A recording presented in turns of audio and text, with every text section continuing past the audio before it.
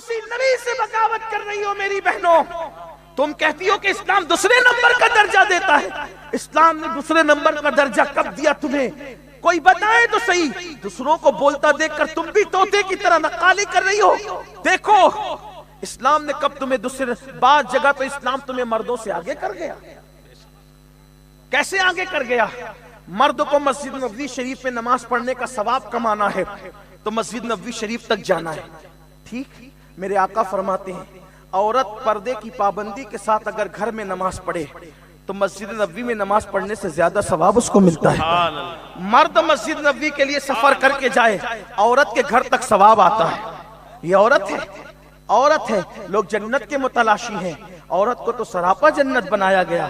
پیدا ہوئی تو ماں باپ کے لیے جنت، نیک عورت شوہر کے لیے جنت، اور ماں بن گئی الجنت تحت اقدام الامہات. جنت تمہاری ماؤں کے قدموں کے نیچے.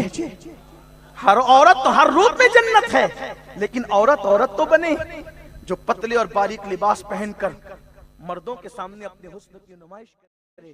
پھر وہ عورت عورت نہیں رہ جاتی. عورت اسی وقت تک عورت ہے جب تک وہ پردے میں رہ چکی. عورت کا مطلب ہوتا ہے چھپانے کی چیز.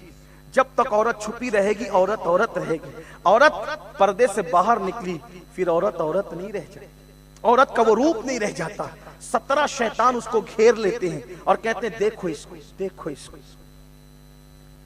آج لوگ کہتے ہیں بیٹیاں بھاگ رہی ہے، تمہارا قصور ہے. جب تک بیٹیاں پردے میں رہی کب بھاگی تھی؟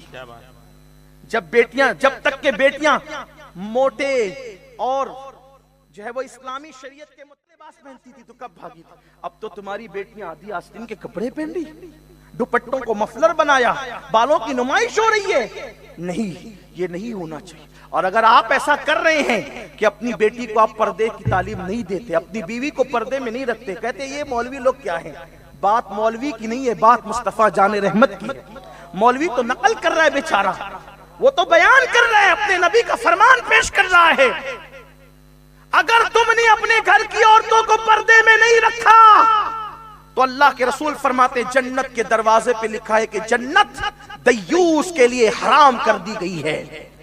جنت دیوس کے لیے حرام کر دی گئی. جنت میں لکھا ہے. پوچھا گیا دیوس کون ہے تو آقا فرماتے ہیں جس گھر کی عورتیں بے پردہ گھومتی ہے اور مردوں کے سامنے بے نقاب آتی ہے، اس گھر کے مرد منع نہیں کرتے، وہ دیوس ہے. دیوس ان پہ جنت کی خوشبو بھی حرام ہے اور نہ ان کی نمازیں قبول ہے نہ ان کی دعائیں قبول ہے.